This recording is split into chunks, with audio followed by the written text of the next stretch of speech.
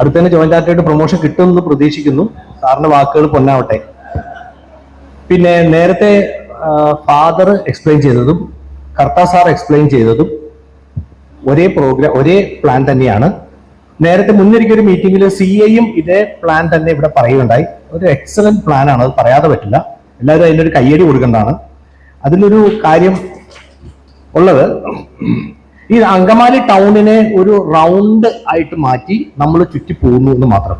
തൃശ്ശൂരിൽ നിന്ന് വരുന്ന വാഹനങ്ങൾ മാത്രമേ ലെഫ്റ്റ് തിരിഞ്ഞ് പോകേണ്ടതുള്ളൂ. ബാക്കി എറണാകുളത്ത് നിന്ന് പാലക്കാട്ടേക്ക് പോകുന്നതും പെരുമ്പാവൂരിൽ നിന്ന് പാലക്കാട്ടേക്ക് തൃശ്ശൂർ സൈഡിലേക്ക് പോകുന്ന വാഹനങ്ങളും ഒരു തടസ്സവും ഇല്ലാതെ ഒഴുകിപ്പോകും ഫ്രീ ആയിട്ട്, യാതൊരു പ്രശ്നം ഉണ്ടാവില്ല.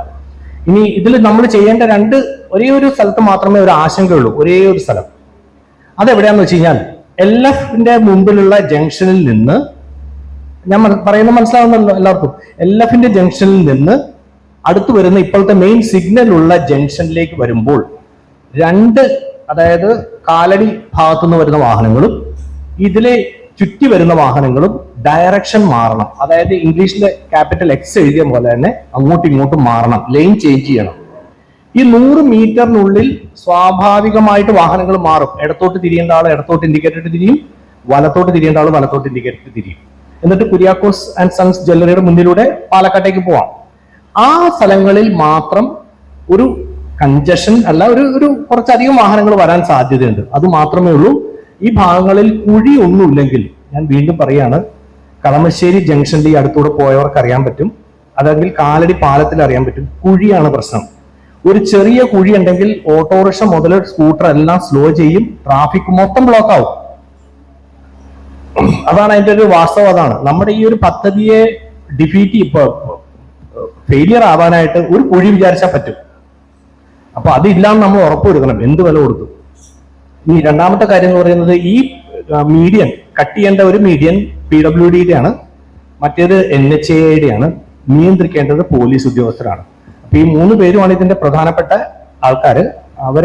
അവർക്ക് പോലീസ് നേരത്തെ ഇതേ പ്ലാൻ മുന്നോട്ട് വെച്ച സ്ഥിതിക്ക് അവർക്ക് അതിൽ എതിരഭിപ്രായം ഇല്ല എന്നാണ് ഞാൻ മനസ്സിലാക്കുന്നത്. ഈ NHAIയുടെയും PWDയുടെയും അഭിപ്രായം ആണ് അറിയേണ്ടത്, മറ്റൊന്നുമില്ല. ബഹുമാനപ്പെട്ട സബ് കളക്ടർ ഇന്നലെ വന്ന സമയത്ത് ഞാനും അന്നൊരിക്കലുള്ള ഒരു മീറ്റിംഗിൽ വെച്ചുകൊണ്ട് തന്നെ പെട്ടെന്ന് ഇതെല്ലാം വരച്ച് ഇതുപോലെ കാണിച്ചു കൊടുത്തു. അപ്പോ സാർ ഉണ്ടായിരുന്നല്ലോ.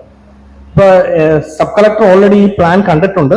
അതുകൊണ്ട് സബ് കളക്ടർക്ക് കാര്യങ്ങളെല്ലാം അറിയാം. പുള്ളി KSRTCയുടെ അവിടെയും പിന്നെ LFന്റെ അവിടെയും വന്ന് ഇതെല്ലാം വീക്ഷിച്ചു, സിഗ്നലിന്റെ അവിടെയും. ഇനി ഒരു കാര്യവും എല്ലാവരും മിസ് ചെയ്തൊരു കാര്യമുണ്ട്, KSRTC ബസ്. KSRTC ബസിന്റെ കാര്യത്തിൽ എനിക്ക് തോന്നിയൊരു കാര്യം എന്ന് പറയുന്നത്, ഇപ്പൊ തൃശ്ശൂർ ഭാഗത്തുനിന്ന് എറണാകുളത്തേക്കോ അല്ലെങ്കിൽ പെരുമ്പാവൂർക്കോ പോകേണ്ട KSRTC ബസ് ഫ്രീ ലെഫ്റ്റ് തിരിഞ്ഞ ഉടൻ തന്നെ റൈറ്റ് എടുക്കുക. റൈറ്റ് എടുത്ത് KSRTC ബസ് സ്റ്റാൻഡിൽ കയറി തിരിച്ച് അതേ വഴി തന്നെ തിരിച്ചിറങ്ങി വീണ്ടും ഈ പറയുന്ന മഞ്ഞപ്ര ജംഗ്ഷനിൽ കൂടി പോവുക. ഇനി അവിടുന്ന് വരുന്ന വണ്ടികൾ, എറണാകുളത്തു നിന്ന് വരുന്ന വണ്ടികളും പെരുമ്പാവൂർ ഭാഗത്തുനിന്ന് വരുന്ന KSRTC ബസ്സുകൾ ഇപ്പോഴുള്ള KSRTCയുടെ എൻട്രൻസ് വഴി അകത്തേക്ക് കയറുക. KSRTC ബസ്സിനകത്ത് ചുറ്റി കറങ്ങിയതിന് ശേഷം അതേ വഴി തന്നെ തിരിച്ചിറങ്ങി ട്രാഫിക്കിന്റെ കൂടെ മെർജ് ചെയ്ത് തൃശ്ശൂർ ഭാഗത്തേക്ക് പോവുക. ശരിയല്ലേ സാർ?